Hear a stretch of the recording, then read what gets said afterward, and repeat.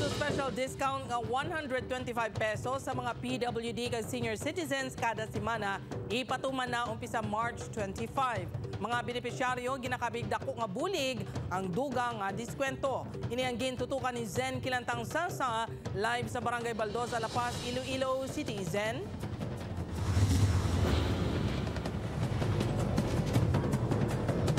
Good news, bangod umpisa Lunes, ma-avail na sa mga senior citizen kag PWD ang dugang nga monthly discount sa basic necessities and prime commodities. Nabatyagan ni Lolo Rodolfo ang kamahal sa mga balaklon gani ang 1,000 nga kwarta sini tuman kakulang sa iyang konsumo sa isa ka semana. Sunod sa iya bisan sa merkado pa ini magbakal, mabugat na sa iya bulsa ang mga balaklon. Mahal sa mga balaklon doon. Hindi na kasarang lain sa unang pangabuhi ko subong. May senior citizens ID kag PWD ID ini para maka-discount gani ginkalipay sini sa mabalitaan nga nadugangan ang special discount sa groceries.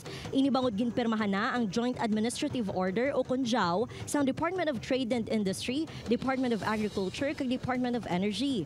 Umpisa March 25 madugangan na ang 65 pesos nga current 5% special discount sa seniors kag PWD sa pagbakal sang basic necessities and prime commodities sa diin 125 pesos kada semana ang diskwento o kun 500 pesos kada bulan. Halin sa 1,300 pesos nga limit, yara na sa 2,500 pesos kada semana ang new purchase cap.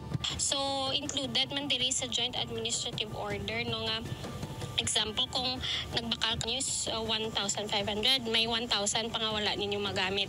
So, nga unused ina, nga natawag natin nga unused nga amount, hindi na ina siya makover no? Or ma-carry over sa sunod nga semana.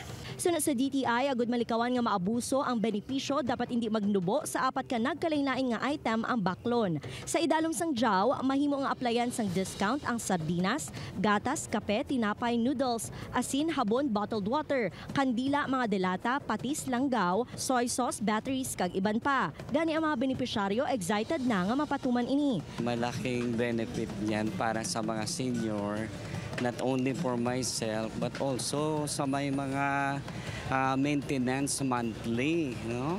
Malaking tulong din niya kasi mahal talaga yung mga gamot. Mayo gawa, less ang kami sa siyempre ko mga senior gani, kulang-kulang na ang kwarta.